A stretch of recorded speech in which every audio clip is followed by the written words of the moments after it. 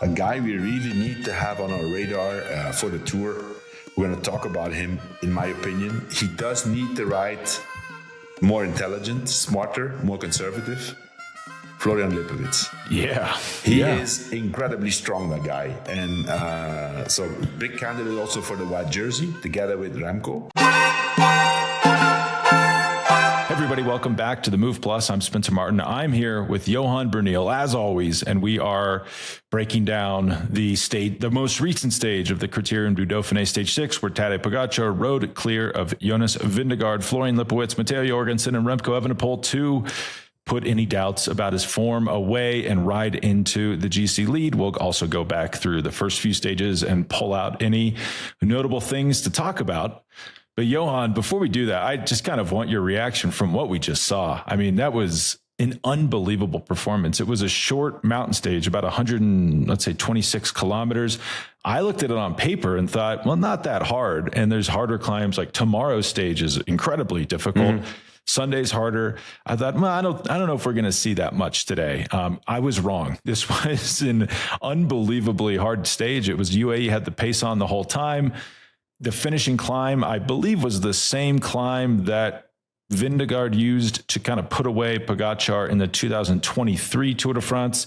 And so it was sweet revenge for Pogačar. But where's your head at after this stage, after this performance? Yeah, I mean, what a statement and what a comeback, I would say. After, I mean, some would say disappointing performance in the time trial. Stage 4 individual time trial. All the Tour de France favorites were there. So Remco won the time trial. Jonas was second. And Tadej lost, if I'm not mistaken, 28 seconds on Jonas in the time trial. So alarm bells were going off. You would say, maybe we still don't know what happened in that time trial. I think Pogačar himself and the team was also disappointed. But if you look at today, man. What a way to come back, as you say, Spencer, on the Côte de Domancy, which is actually only the first part of the last climb, which was the time trial of Tour de France 2023, where I think Pogačar lost close to 1:40 in that time trial on Jonas. He must have felt great. His team took control in the final of the stage, and that attack was, I mean, could you even call it an attack? He didn't stand up. He did not stand up in the last 8 kilometers, Spencer. I've checked. He did not stand up. And he had Jonas on the lid. You could straight away see, Tadej Pogačar accelerated like in a turn after an amazing pull of Jonathan Narvaez, then Tim Wellens, who did a great job today. But he accelerated. Same thing like he did in Liège-Bastogne-Liège, actually. Also didn't stand up on Côte de la Redoute, which is a lot steeper. Same thing he did in Strade Bianche when he dropped Pidcock also from the saddle. Okay, you could say there it's gravel, makes more sense, but it seems to be his new trademark, accelerating from the saddle. So when he accelerated, you could straight away see Jonas had to stand up, and you could see his style that he was on the limit, and he followed 50 meters, 75 meters, and he was gone.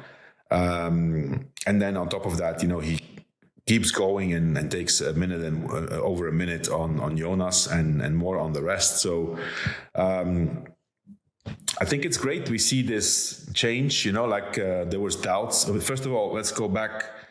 Pogačar surprisingly wins stage 1 in this Dauphiné, Spencer. Out of a sprint. Yeah, I mean, 5 guys, Jonas, Tadej, Remco, Mathieu van der Poel, and Buitrago, they get caught right in the sprint, but he wins in the sprint. That was a surprise. Then a bit of a disappointment in the time trial, still finished at 4th. So, and now the first big appointment, crossing of the powers between Jonas and Tadej in would you even call it a real mountain stage? Because if you look today's stage, Spencer, if you look at today's stage and you compare it to Saturday, Sunday, this is nothing. These are not the real alpine climbs. Tomorrow and Sunday, those are 2 big mountain stages, short but really hard. So I mean, Listen, I'm not afraid to say it. I'm a bigger fan of Tadej. I like both riders, but I'm a bigger fan of Tadej than a fan of Jonas. Maybe it's because of the personality,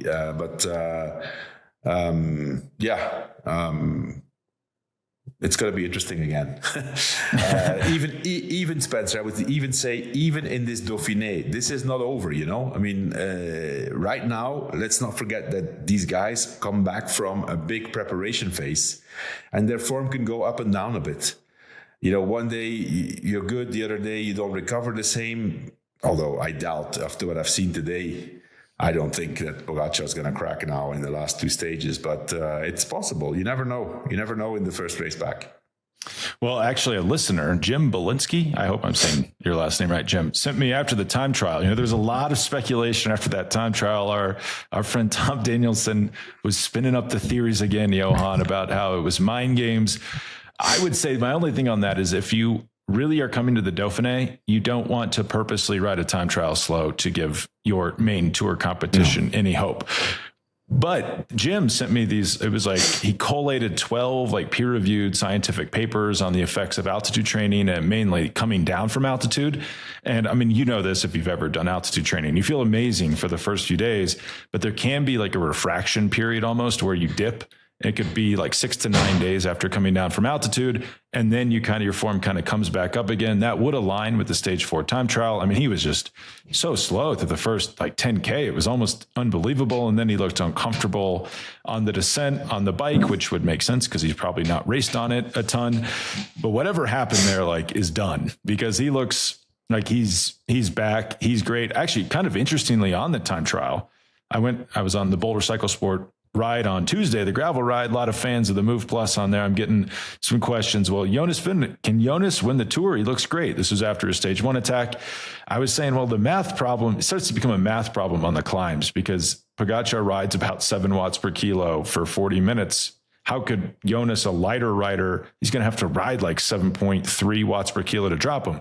In the time trials, though, kind of interestingly, I went back to their career TT battles. And it's closer than you think. Vingegaard's won 3 and Pogačar's won 4. This is Tour de France time trials. And in the third week TTs, Vingegaard's won 3 of the 4. So this is like Vingegaard's strength against Pogačar is that time trial. So that was interesting to see. And then today, I don't know if you noticed, we don't get to see a lot of these races. Like the coverage starts kind of oddly late, but I guess Remco was tailed off early, like before the TV coverage started. I don't know if he was in bad position, but it was interesting that UAE took to the front, not the yellow jersey team, Soudal Quickstep. I assume Soudal wanted the time bonuses to go up the road.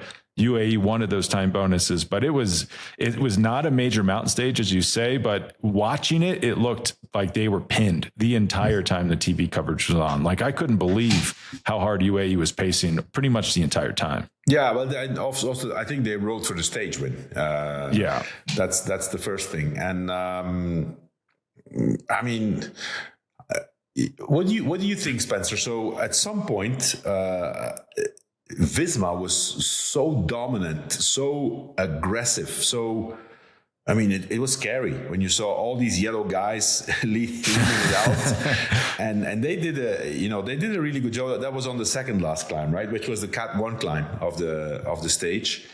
They sent Kuss up the front, and then Jorgensen reacted, and they had the numbers there. They were majority, and Tadej was kind of isolated. I think he only had Tim Wellens Tim Wellens came back, and then did a great job leading him out for the final attack. But initially I would say, hey, Visma comes in here with a lot of confidence. They obviously had their morale boosted after the time trial, and they want to, really make a statement today and say, hey, we are the favorites. But it turned out to be different. Maybe because the team looked really good. Maybe Jonas had I'm not going to say an off day, but maybe he didn't feel his usual, or maybe he didn't feel 100%. To me, he looked like, it's hard. It's not often that you see Jonas grimacing, and he was grimacing quite a bit on the last climb. He was really suffering. Well, we should say, did you notice this? That Sepp Kuss attacked on that climb and Pogačar followed him. So that's kind of funny because if Pogačar was on a bad day, that is how you get him in trouble. And like, why does he care about following Kuss? I didn't fully understand that. I mean, I do understand what you say, but, I mean, even these guys, right? No matter how professional they are, no matter how they have everything figured out, it's not until you really get in the moment that you know how your body's going to respond. So at that moment, maybe Pogačar was thinking, okay, I feel good, I feel okay, but I don't know if I'm going to go close to 100%. What I'm going to be compared to right now, I'm at 90%. And maybe if Kuss is up the road and I get in trouble with Jonas has a guy up front who can pace him for a little bit. And then I'm screwed, So he just wanted to control the controllables, in my opinion. Say, okay, this needs to be a man against man battle. Let's not have anybody up the road. We've seen what happened. I mean, it's not the same thing. We've seen what happened when Visma had somebody up the road in the Giro. Not the same situation, but yeah, I mean, it was the proof that he felt great. Once he got isolated, he reacted to everything. Well, and I guess, as you said, there was a lot of yellow jerseys. He's outnumbered. When he attacks, he's not they're outnumbered because he's up the road by himself. So it is a way to like equal the playing field, and then you're dropping the Visma domestiques. That's why I always keep saying, Spencer, there's so many theories, so many debates, programs, shows, analysis podcasts about tactics, With these guys, man, tactics are overrated. You can think and you can try to analyze, okay, what if they do this and this and this? Yeah, okay, fine. But, these are the two strongest guys, and they're so much above everybody else that there's no tactics. It's man against man. You have to have the legs. If it's a stage where there's a lot of space in between the mountains, then you can say, okay, I have three guys. We try to outnumber him, and then we wear him out, right? But you could clearly see, for example, today, if you saw when Narvaez was pulling, which was unbelievable how fast he pulled. I mean, even Jorgensen, who's supposed to be their second strongest guy and a shadow leader for when Jonas fails, or to use him to wear out Tadej. I mean, he was on the limit and got dropped together with Remco. So it comes down to the legs. It's not that complicated. Well, on the note of the legs, I mean, you mentioned the Domancy, the climb. It was like the first 2.5K of the final climb, which was kind of multiple climbs strung together. That's where Vingegaard buried Pogačar in the 23 Tour final time trial. These are like, I've not checked these times. This is just a source on Twitter that's pretty good. Jonas Vingegaard's time from that tour on this climb, 6:42. Tadej Pogačar's time today, 6:15. That's almost 20. It's over 2,100 VAM for 6 minutes. And then on the conjoined final climb, 8.6K long, 7.2% average. Pogačar, 19 minutes, 48 seconds. Again, this is not like verified he isn't posted on Strava yet. 26K an hour, VAM, 1888. And then if I plug that into my little climbing calculator, it spits out 494 watts for 19 minutes from Pogačar.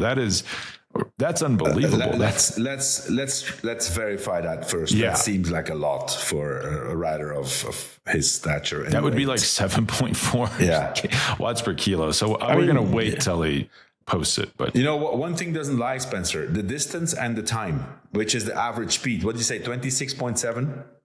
26.1 Okay, well, anyway, 26 kilometers per hour over an 8-kilometer climb. That's 16 miles an hour. Yeah, that's for crazy. American listeners. That's crazy. Yeah, that's crazy. Anyway, Spencer, also Côte de Domancy, very famous. A little bit of history here.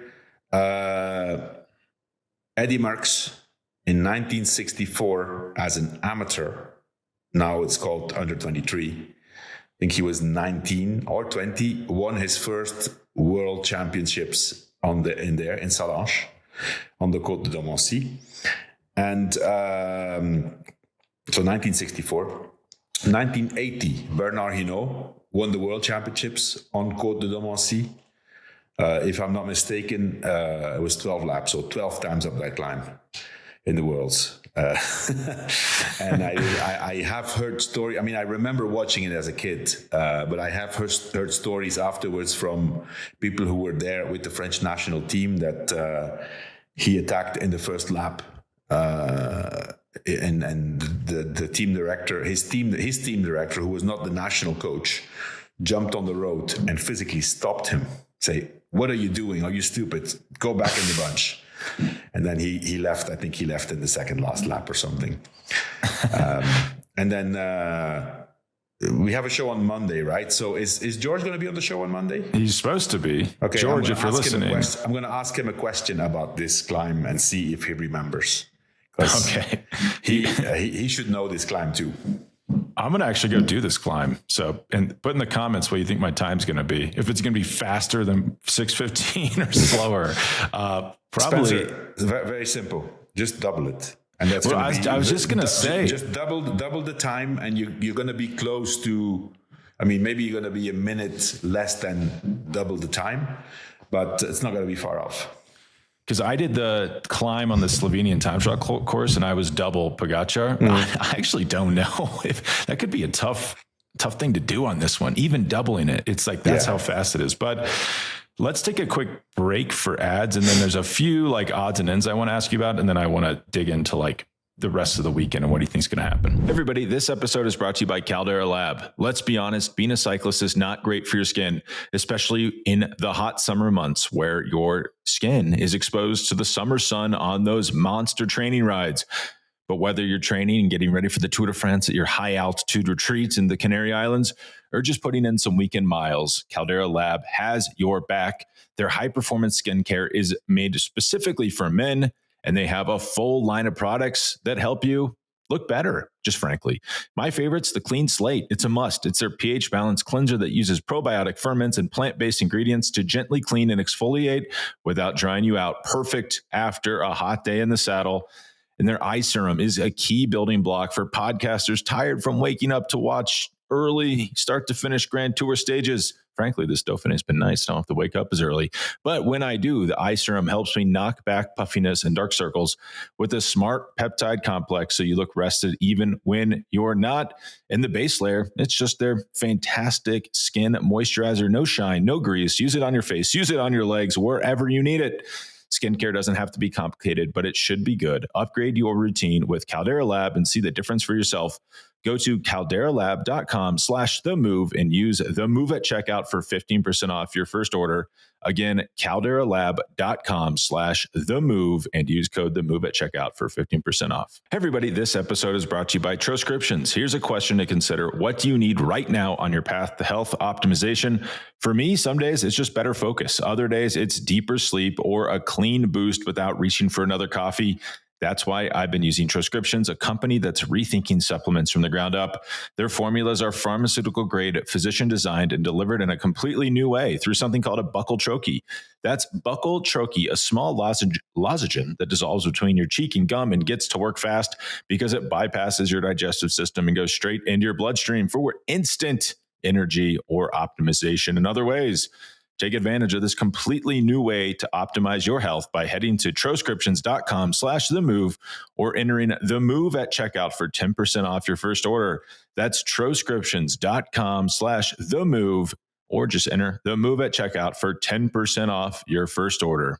All right, back to the show. All right, Johan, before we get into like predictions for the rest of this race, just to play cleanup here. So we're talking about stage one, Pogačar wins in the sprint. Jonas Vingegaard attacks. Just a quick question for you on that. Did this make you wonder, like, why is Jonas not doing more one days? Like that looked like a 1 day effort. That was so explosive when he attacked and then gets second on the sprint.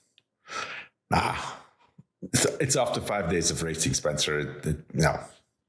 It's on stage one. Oh, stage one. Okay. Yeah. Like that was an explosive move. Yeah.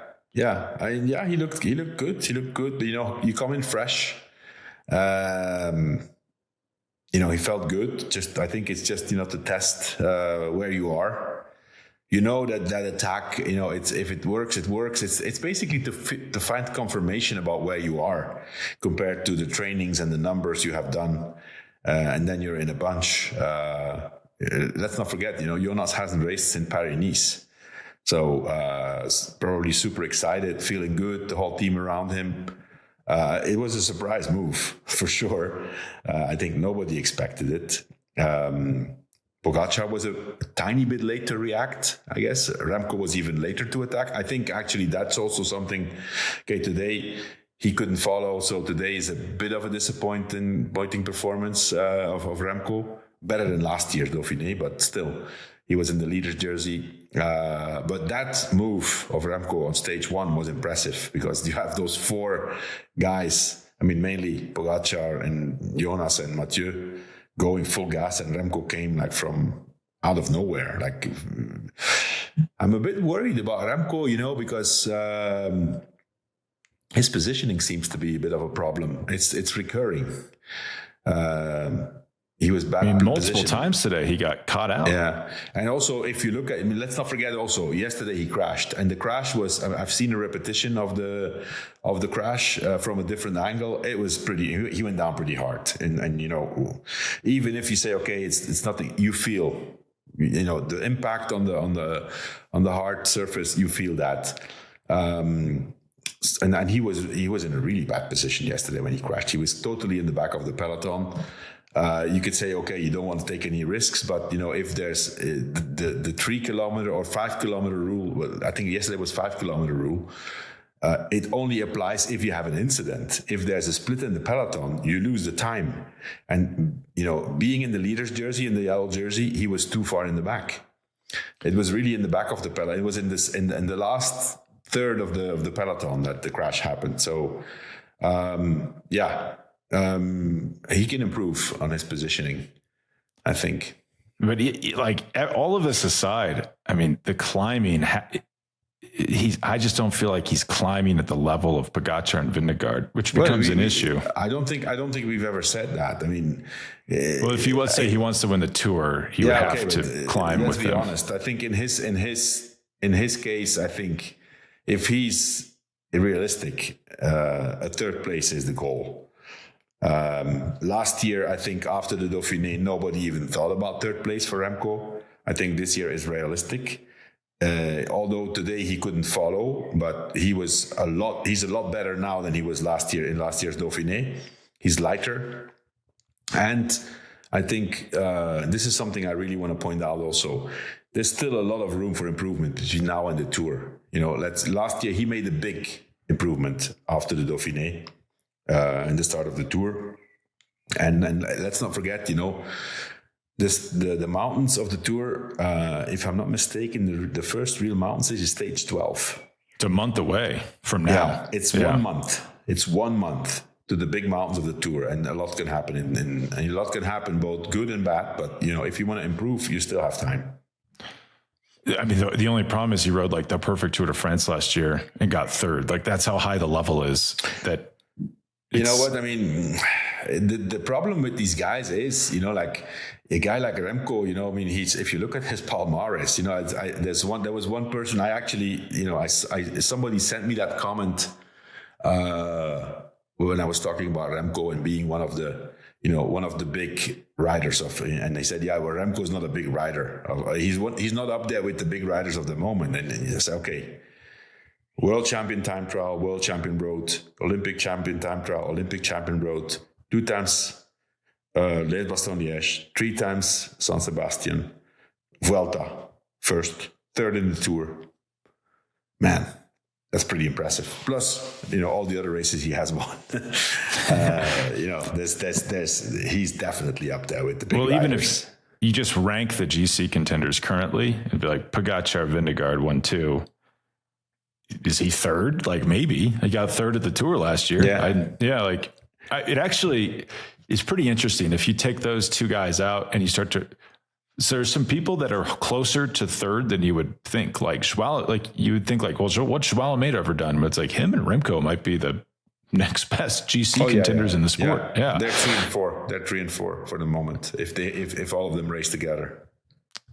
And so just to tie up a few things, Jonathan Milan wins stage 2. And then in a nice sprint. Ivan Romeo, stage 3. This was like kind of an interesting, like last 15K of the stage. They didn't have a big gap in the breakaway over the peloton. It was like just a little over a minute.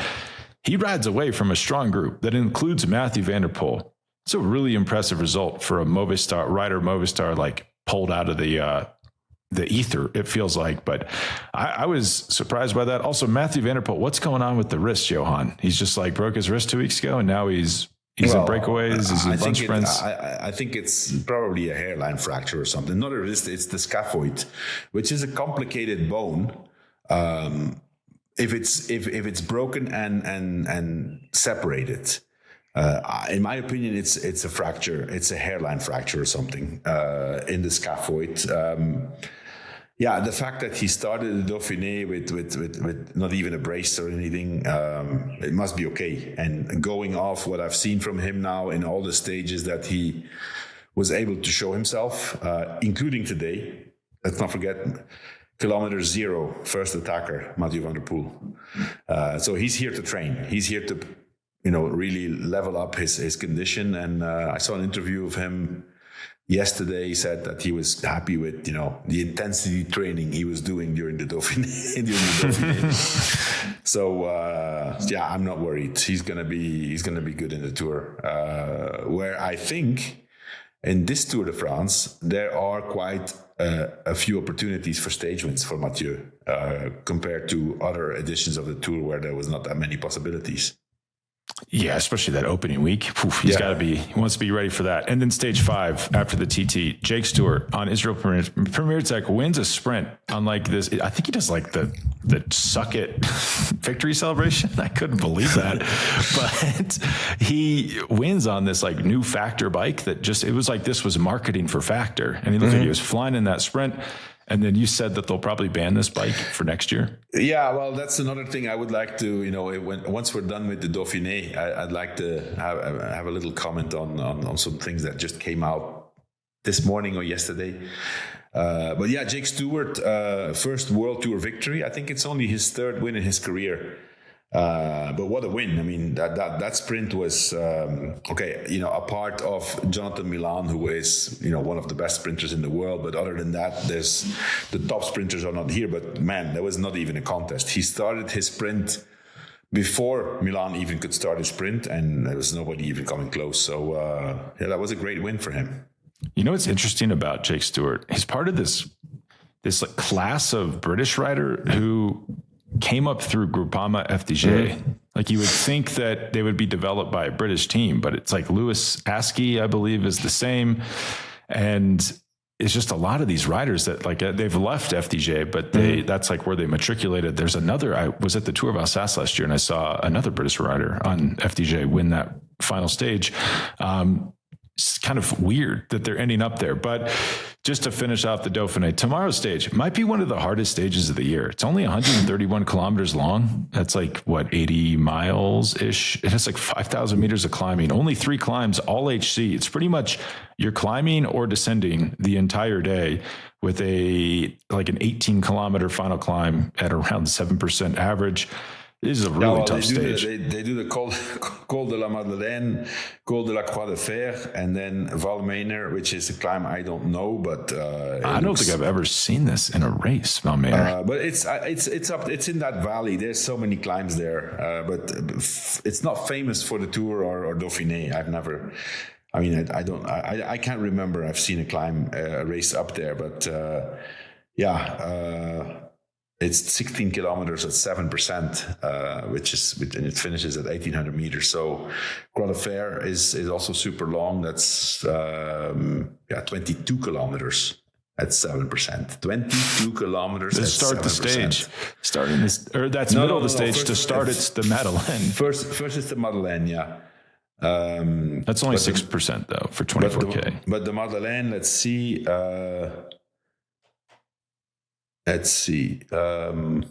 Okay, so the Croix de Fer, they do it up the Col de Glandon, but the long. Okay, good. Yeah, I see now.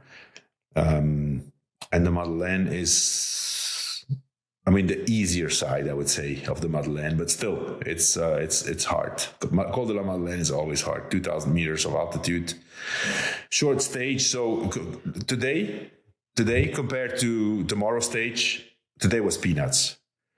Tomorrow is real alpine, long Tour de France climbs. So we could still see a change. We're going to see the same riders again. Also, another thing I want to point out, Spencer, a guy we really need to have on our radar for the Tour.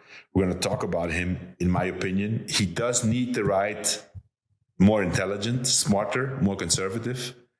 Florian Lipovic. Yeah. He is incredibly strong, that guy. And so big candidate also for the white jersey together with Remco. But he's on amazing form. He was already second in, was he second? Yeah, he was second in Paris-Nice, I think.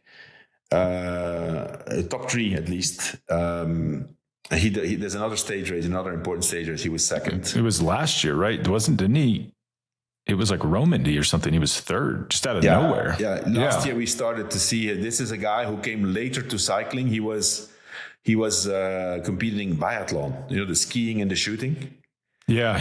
I mean, it's a great base. It's for an endurance athlete, but the guy's super strong. He just needs to, I've seen him do certain things that I say, wow, man, you are so strong, but please save your effort, save your energy for what really matters, because this is a rider. I can understand, he's discovering himself. And so he still is finding out where his limits are and where his strengths are. But this guy needs to start racing when the big riders race. They're not, these guys are not they're not going to let him go anymore. They can't give him any advantage because they know that he can stay away. So, we're going to see him quite a bit in the Tour if everything goes okay. Well, there's 2 riders within a minute of Pogačar. Pogačar's leading. Vingegaard's 43 seconds back. Lipowitz is 54 seconds back. That's really impressive. And then Evenepoel's 122.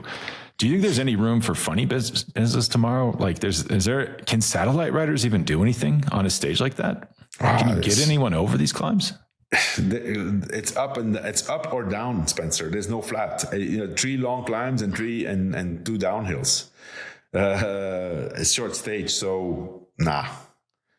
Who wins, you think? On the Madeleine, you could say maybe, there's going to be riders trying to get away. The Glandon and Croix de Fer is so long and so hard. No, I think it's a GC battle. Especially, a short stage like this is very controllable. Listen, Visma will have to be aggressive. They will have to send people up the road, especially after today. If Jonas had a day he didn't feel so good, they might say, okay, maybe tomorrow's better. But other than that, they're also going to have to try to go for a stage win. So I think Pogačar probably waxes him again, unfortunately, for like any type of intrigue. It's just, unless he has a really bad day, but man, I think it's going to be hard to beat him. You don't know in this stage where, they come from a break, they have done a build up, it's their first test again. You don't know. They can have good and bad days. That's the interesting part about the Dauphiné. And also, traditionally it's always been the case, and I think it's still the same. The Dauphiné is a test, but it's not the exam. It's not the exam for the Tour. It's a test. It doesn't mean because you're great in the Dauphiné that you're going to be flying in the Tour. And if you're a bit off the pace, there is room to study if you have to do your final exam in the Tour and be ready for your exam.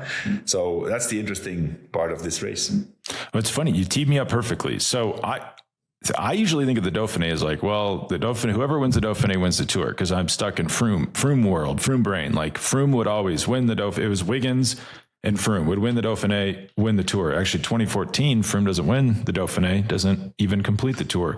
In the last 8 years, do you know how many riders won the Dauphiné and then won the Tour in the same year? Not that many. It's two.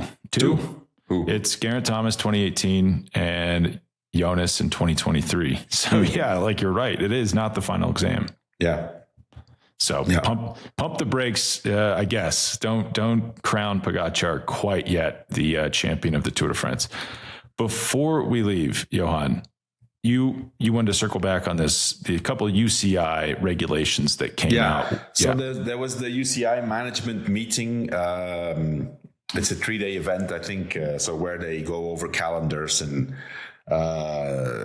a lot of other things, change the rules. By the way, they changed the rule from next year on already. I don't know if you've seen that, Spencer. So there's 18 World Tour teams. And then for all the stage races in the World Tour, including the Grand Tours, the organizers will now be obliged to take the first 3 teams of the pro teams. Not the first 2, the first 3. So actually relegation is not that big of a deal anymore, as long as you're in the first 3 of the second league classification. Until now, that was 2. So they maintain their... So, they changed the rules a few months ago where they said, okay, it's 23 teams for the Giro, the Tour, and the Vuelta this year. And so they kind of made a little modification. It remains 23 teams. But so 18 World Tour teams, 2 invitations at the will of the organizers, and the first 3 in the classification of the pro team classification. So that's one of the things that they've decided. It's funny, actually. I was watching Dutch Eurosport, and one of the commentators is an ex-professional cyclist. I'm not going to name him, but you'll know who. People who will look up will know who it is. And he said something funny. They were talking about this meeting, and he said that at some point he was a member of the UCI Management Commission and went to these meetings. And he said on TV, it was funny. He said live on TV that most of the people, I think there's about 25 people a member of that commission, because it goes, I guess there's 10 from Europe, and then 3 from Africa, 3 from Asia, from all the different confederations. And he said, half of them, or 3/4 of them, are old and were always asleep, literally asleep in the meeting. Basically there's an agenda, and everybody, or the majority, says yes to anything that the UCI proposes, which is typical for those kind of meetings. It's all decided on beforehand. So it's basically a formality to say the UCI Management Commission decided, but it's decided already by the president and a few of his close associates. And he also said, that was the funny part of the comment, he said he told his kids that this is the only place he knows in the world where you can be asleep when you're with your eyes open. Which is funny. But so they did decide on a few other things, which I thought were interesting. A few good things also, I think. So they decided on bar width. From next year on, 40 centimeters is the max, the minimum width. So you can't go narrower than 40 centimeters. Now, I think there's I need to look into specifics. It's still quite narrow, because 40 centimeters, it's outside to outside. So on exterior measurements. Is that hoods or drops? No, the drops. The drops. Okay. Yeah. So 40 centimeters outside to outside, that's a 38 or 37 maybe. Center to center, and I think it's 35 on the tops. So I think it's really good. It's still narrow enough for people to want to be arrow, but I think it's a good thing that they put a limit to it, because the narrower you go, the less stable the bike is, and it's a recipe for disaster. So then also they put new rules on the width of the forks. So for example, I think this new prototype factor bike that won the stage, if with the new regulations, would be banned next year. So that's a nice little present for Factor, who put probably so much money and resources in developing this prototype. So they'll have to review it, I think. And also, no more time trial helmets or time trial like helmets in road races. I need to look at the specifics there. What it really, so there's Arrow road helmets, but then we've seen in some races, mainly I think Visma, EF are famous for that. It's a pure time trial helmet basically they're riding with, so that will not be allowed anymore. Which, I personally think, it doesn't really make any difference because the time trial helmets have the same safety regulations as a road helmet nowadays, but. There has to be some kind of limit somewhere because, it just keeps going more and more aerodynamic. And then one of the most important things also, they kind of, candidly hit it into the, a little side note, but I think that's actually their biggest worry of the UCI. It's a little side note in the press statement they send out, is that they said no to the new project of One Cycling, this initiative of teams and the Saudi investment fund, which aims to create a different source of revenues for cycling, change the business model a little bit. They decided no. So, but they said, it's smartly worded, and it's typical for. We all know that Lapartien is a smart politician, and he said, we will keep talking to the stakeholders and see where we can bring this. But, it's very simple. Any initiative that it's not an initiative from the UCI or where the UCI is in the driver's seat is going to be, it's no, or it's going to be sabotaged or blackmailed. They've done that. They've done this with Safe R, for example. This tool that is supposed to look for the safety in cycling. It was an initiative of the teams. It would be an independent organization separate from the UCI, so they took it on board. They typically do that. I was thinking when I read that, going back to, I don't remember now, it's 2007 or 2008. But the famous biological passport, which is, in place since I think 2008, was an initiative of the teams. I remember because I was in that meeting and I was one of the team managers who came up with this initiative of having a separate anti-doping system. People may think, well, you should shut up because you're banned for life because of the doping problems. But, I was part of the initiative of I think end of 2007, which was the creation of the biological passport. And then the UCI, they said, okay, we're going to look into this. And then they just took it and made it their own and said, okay, this is now the biological passport. We set this up, and they typically do something like that. So One Cycling, it's going to be the same. As long as the UCI is not a big stakeholder in this, they're going to try to sabotage it. So we can expect that next year, because there's talks that next year already there was going to be some testing league with certain races, with teams involved, with the Saudis. It's going to be interesting to see if they're going to let it happen or not. They will try to. If people want to participate, they will say, okay, well, if you participate in these races, then you're banned from any race that we organize, which is the typical modus operandi of a federation who wants to be in charge of everything. This might be a hot take, but I don't know. I kind of agree with the UCI here.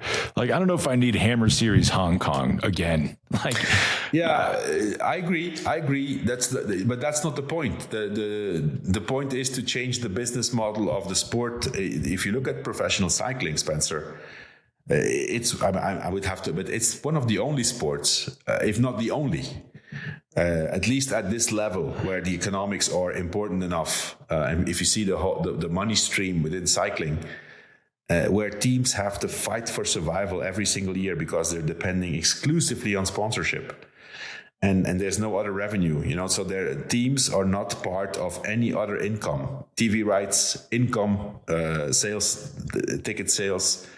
They have nothing. It's all with the organizers or with the UCI. And that needs to change. It has to change at some point. It's not sustainable. Well, someone needs to write a big check and buy ASO. That's the only answer. Well, you have to I've own already the said tour. it in a former podcast. Now it's going to happen at some point, but and then you say bye-bye to the UCI. Like, okay, I don't get to go to Worlds. Like, who cares, right?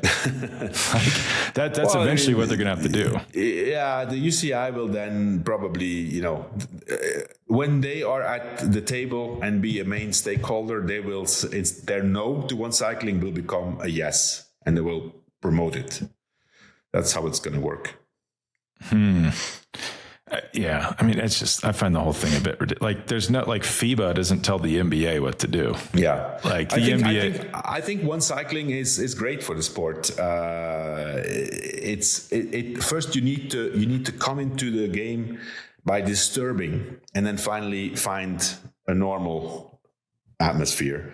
But unless you don't come in aggressively and try to, whether it's a boycott or a strike, or nothing's going to change, because the two big powers, UCI because of their rules and regulations, that's their power, and ASO because they own the majority of the calendar and the majority of all the revenue, they're not going to want. I mean, you need to first disturb them before they start to consider, because for them, everything's great right now.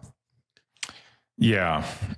I mean, no one's asking me, but I think if you can't buy the tour, you have to buy the Giro, and the Giro is now in July. The Giro is part of one cycling. I mean, come on. Like, I guess, like, come out with a plan. What are we doing? Like, why is this all secret? It's going to happen. It is going to happen.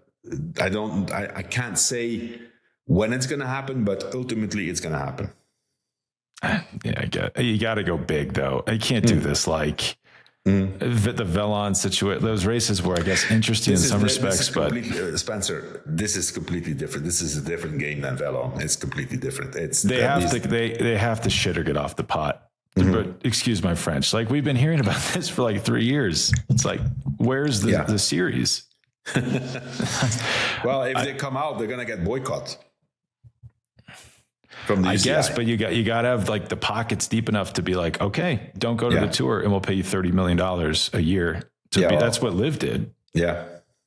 I mean, you got to like write big checks to get people to abandon. That's what I've always said, like even with the tour, as I said, I've been part of a lot of meetings in the past, same kind of initiatives. And the fear is always the tour, right? And the tour was then threatening, we don't care. If we don't do it with the teams, we'll do it with national teams. But what they do not understand is, and maybe I'm talking a bit too much. I mean, I can say whatever I want anyway. So what they need to understand is that the Tour de France also has contracts and obligations with sponsors. And their sponsors want the best riders in their race. Otherwise, they're not going to pay. So let's say if Jonas and Tadej and Remco and Almeida and Del Toro and Carapaz and Roglic and all these guys are part of teams that are part of this, and they're not showing up at the tour can say, okay, or ASO can say, okay, fine, don't come. We'll organize with national teams. I would want to see their clauses in their contract and what the sponsors are going to say. That's a good point. Yeah, who's going to watch? Yeah, that's a good point. That is a very good point. Well, we'll see what happens. We'll see if One Cycling ever makes an official announcement about their schedule, as opposed to just annoying leaks about what potentially could happen in the future at some further date.